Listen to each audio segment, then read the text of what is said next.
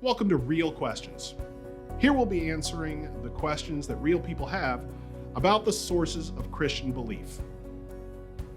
Today, we start a multi-part video series about the Bible, answering the question, is the Bible reliable? Let's go ahead and get started.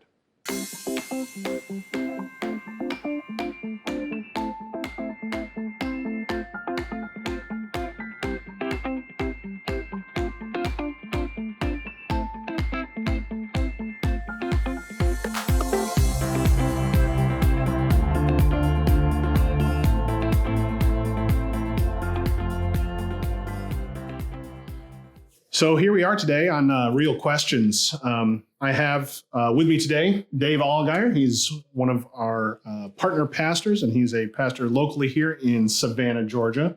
And this is all about the baselines. How do we do this? If we're going to talk about what Christians believe? We kind of got to start at the beginning, and I think the best beginning is the Bible reliable, and some of the background with that. So, Dave, I have people talk to me all the time, and they ask me questions about, is the Bible reliable? Can you believe what the Bible says? What would you say to that? Okay, so that's a really huge general question, right? And it really depends in part what somebody's questioning, okay. Because I could go for hours with this. I really could, because let me just kind of break it down. We could be asking, has the Bible been copied to us correctly? Is a huge question that I can give a bunch of information and evidence about. Did what was originally written down, is that what we still have today, 2,000 years later? Okay. Another question is, were the events copied correctly? Did they report what actually happened? And there's a whole slew of evidence for that. There's archaeological evidence and eyewitness evidence and what's called extra biblical evidence, meaning things that are said outside of the Bible from people who, back in ancient times, historians who were not Christians, who didn't even like Christians, but still record the same historical events that the Bible has. Okay. And there's just a list of those evidences. So it just depends. So let's tackle the transmission question. Does that make sense? Yeah, let's start with that. Because I think, So when you say transmission, you mean what the information that we have, was it given properly? Yeah. Well, do we have what was actually written down? Here's what I mean. Okay. So out of the different parts of the world, you'll hear certain types of questions or pushback. Okay. Yeah, well, it could be America. It could be so if it's college kids in America, it's a different question. If it's from other parts of the world, it's often, a statement, not even a question, like the Bible is corrupted or the Gospels are corrupted. So if we start with that really common thing you hear, so you want to ask, why do I think that's true, that the Bible is corrupted? And here's where it comes out. Is there evidence that the Bible is corrupted? Right. Or is there evidence that it's not corrupted? And what I would say is there's evidence that it's not corrupted, and there's not evidence that it is corrupted. Okay. So what's that evidence? Okay. So if that's the question, you see where I'm going? Why it's I see what you're saying. Yeah. If that's the question, and it's a common question, that we don't have what was originally written, because here we are 2,000 years later, separated from the events. How is that even possible that what they wrote down is, and then you copy it and copy it and copy it? There's no way it's the same thing. Well, actually, it's not really how it works, because here's the evidence in a nutshell. Over the course of how many ever hundreds of years, there's, at this point in time, 20 to 30,000 ancient pieces of the New Testament that have been discovered from different points in history. Sure. In different languages.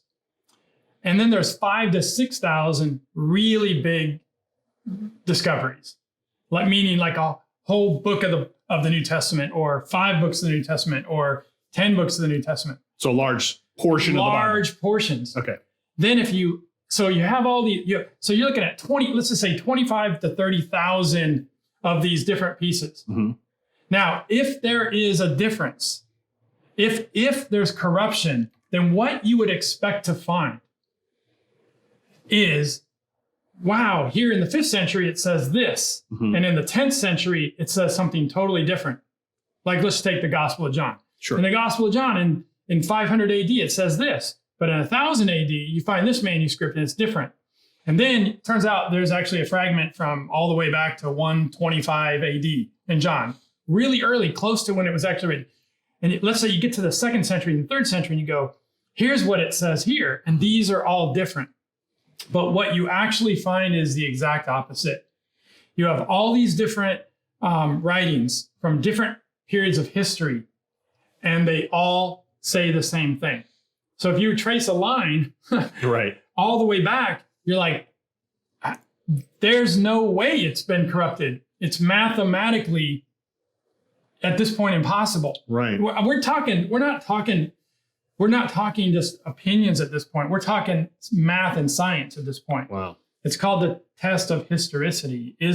Do we know from evidence, from the science, from the tests, the historical tests, that what we have in the Bible is actually what was originally written down? The answer is yes. Because number one, the different manuscripts in different times, they agree with each other. Number two, because there's actually official tests for historicity. The amount of manuscripts you have, the time between when it was written, and whether they agree. And there's no other ancient writing in existence that has 20 to 30,000 pieces of manuscript evidence, plus all these early writings that all agree. It's bizarre how much it agrees when you look at it. So removing the faith aspect, right, and just looking purely at the scientific historicity, right, it's consistent. Right. And it's important to say that too, because sometimes people will say, like maybe a Christian will say, well, I just believe it. Right. Right. And I'm like, okay, well, that's great. But what about the person who can't do that? Like they're really looking genuinely. They want to know, is this true? Sure. Is this accurate? Don't just say, well, I just believe it. If you're a believer, you need to know why. You can actually tell them why. Like, we know from the evidence that this is actually accurately recorded from tracing all the way back to those actual events. And there's actually work on this. And here's another thing, like the Bible opens itself wide open to questions. Okay. It does not hide from questions, and it does not tell you not to question. Right. And I know a lot of people don't come from those kind of backgrounds, where they might have a religious background where they're not supposed to question their religion, or they're not supposed to question their book. The Bible's not like that. The Bible itself asks all these questions to God. So it invites these questions. So I would say, for Christians and for people who aren't Christians, like, take a closer look.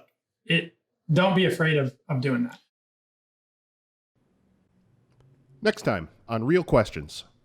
How was the Bible compiled in the first place? So this looks like one book, but it's 66 books written over the course of 1,500 years, 40 different authors from all different walks of life, priests, kings, farmers, on and on and on. We would love to hear from you. Email us at realquestionsnow@gmail.com if you have any questions you would like to see answered, or if you have any questions about today's video. Don't forget to like and subscribe if you enjoyed today's video. Thanks for watching.